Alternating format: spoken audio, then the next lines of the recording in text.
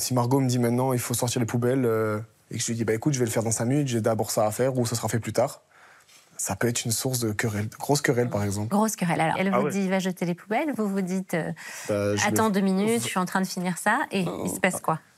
Ah non, c'est tout de suite.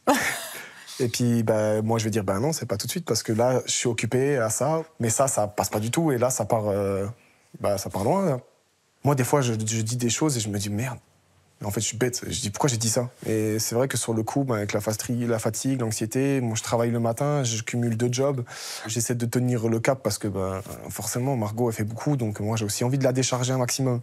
Mais c'est vrai que parfois, il y a des choses qui me sortent de la tête. L'exemple de la poubelle, il est intéressant. Je demande toujours à mes patients, donnez-moi une situation. Parce que c'est vrai, quand on va chez le psy, on parle d'idées, on parle de choses abstraites, je suis comme ça, je suis comme ci. Mais moi, je ne vis pas avec eux, j'ai besoin de savoir ce qui se passe chez eux. Donc je les interroge. Et ce qui me semble intéressant, c'est sans jugement, de revenir sur ce que chacun dit. Ça me donne l'impression d'être une traductrice. Je traduis à l'un ce que l'autre veut dire. À quel besoin ça correspond pour vous qu'il aille le faire tout de suite? Ma tête, c'est Oui. des tiroirs D'accord. ouverts, avec plein de trucs dans chaque tiroir. Et le fait qu'il le fasse dans l'instant T me permet de me décharger le plus rapidement possible. Il y a 2 choses qui m'insupportent sur le moment-là, c'est de me dire, punaise, il voit que les poubelles sont pleines. Pourquoi je suis obligée de lui dire? Déjà, ça, c'est la première des choses. Pourtant, il va aller remettre un truc dans la poubelle. Mais il va pas se dire « Ah bah tiens, je vais faire la poubelle ».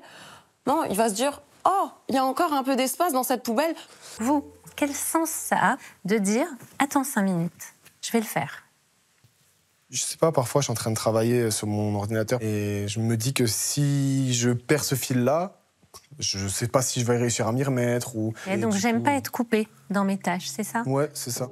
Derrière les disputes banales, il y a une notion de place de chacun. Il y a comme une espèce de bras de fer dans les couples, chez tous les couples, sur qui doit faire quoi. Il y a cette idée de « j'ai pas envie de me perdre voilà, on a un bébé, on fait famille, mais j'ai envie de pouvoir continuer à exister ». Les couples heureux, c'est les couples qui arrivent à s'équilibrer toujours, mes besoins et les besoins de l'autre. Comment on fait pour qu'ils soient compatibles? C'est un exercice fragile, délicat, et surtout c'est un exercice de toute une vie.